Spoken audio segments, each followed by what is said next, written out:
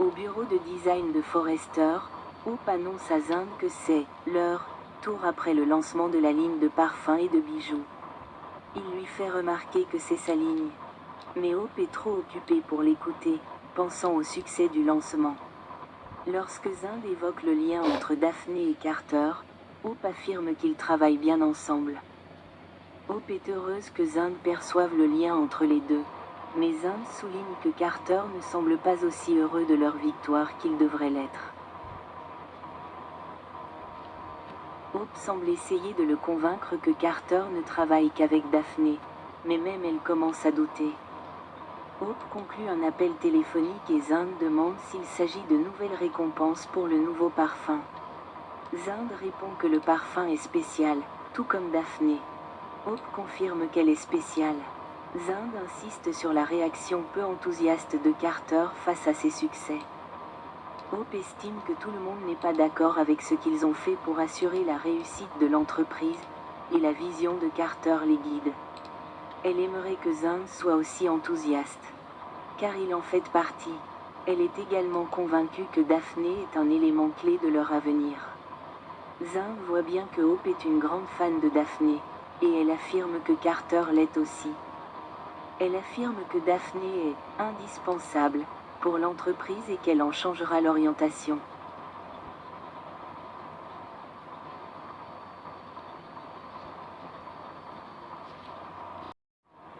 Pendant ce temps, au bureau principal, Daphné rappelle à Carter que c'est une victoire en l'air pour lui à cause de ce qu'il a fait au Forrester. Elle sait que cela le perturbe. Daphné promet de ne pas le juger, mais se demande s'il est prêt à perdre sa relation avec les Forrester. Elle souligne qu'il pourrait rendre l'entreprise au Forrester après avoir prouvé que son projet de la transformer en marque de luxe était une réussite. C'est le moment idéal pour la rendre et sauver sa relation avec les Forrester tant qu'il le peut. Carter n'arrive pas à croire que Daphné veuille qu'il rende l'entreprise à Ridge.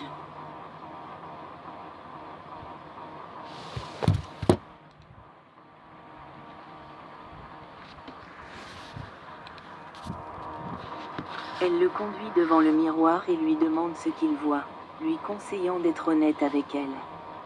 Daphné dit qu'à son arrivée dans l'entreprise, elle s'attendait à voir un traître lorsqu'elle l'a rencontré, mais c'est un homme de principe.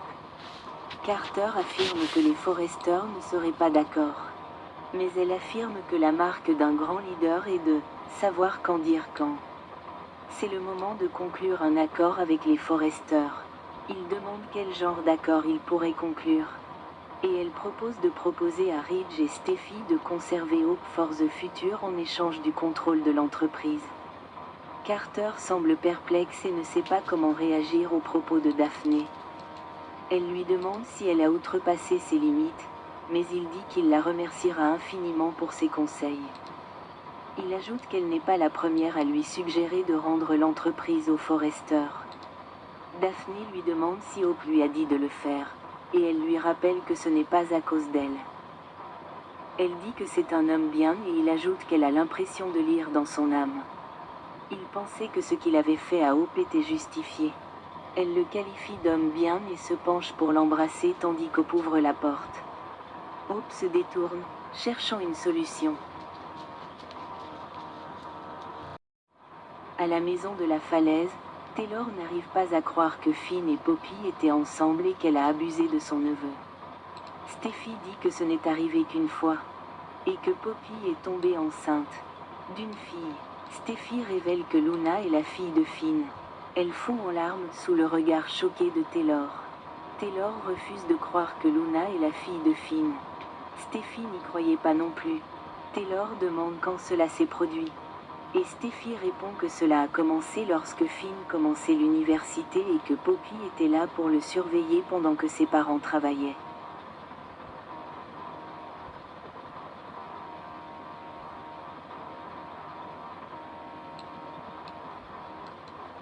Steffi dit qu'elle ne blâme pas Finn pour cela, car Poppy a abusé de lui. Lorsqu'elle est tombée enceinte, elle a menti à Finn sur la paternité de Luna. Taylor n'y croit pas. Taylor pense que les tests ADN sont tous faux. Elle n'arrive pas à croire que Tom Star ne soit pas la fille de Luna. Taylor dit que Steffi et Finn sont dans une situation tellement merveilleuse qu'il est impossible que cela soit exact. Steffi dit que tout est vrai. Il n'y a aucun doute. Taylor se sent terriblement mal que Steffi traverse cette épreuve et déteste que Finn lui ait parlé de tout ça et ait attendu qu'elle s'en occupe. Comment peut-on gérer ça? Taylor dit à Steffi en pleurs qu'il n'y a rien de mal à laisser tomber.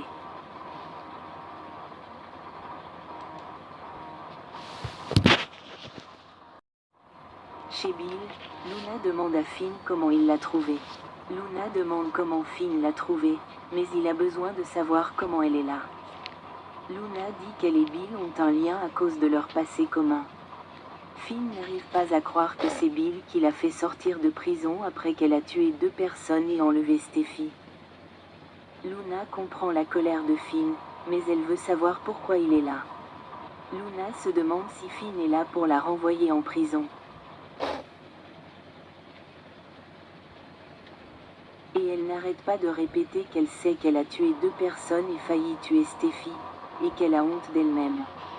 En l'écoutant, on peut lire le conflit dans son expression. Luna dit à Finn qu'elle ferait n'importe quoi pour tout effacer. Elle ramènerait Tom et Hollis et effacerait le traumatisme de Steffi. Elle est horrifiée par ce qu'elle a fait et par ce qu'elle est devenue, et elle supplie Finn de la croire lorsqu'elle lui dit qu'elle ferait n'importe quoi pour changer les choses.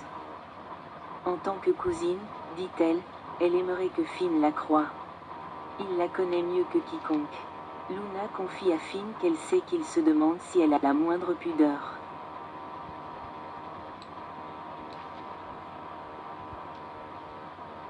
Et qu'elle sait qu'elle mérite sa colère, mais elle a l'impression que quelque chose l'a prise au piège.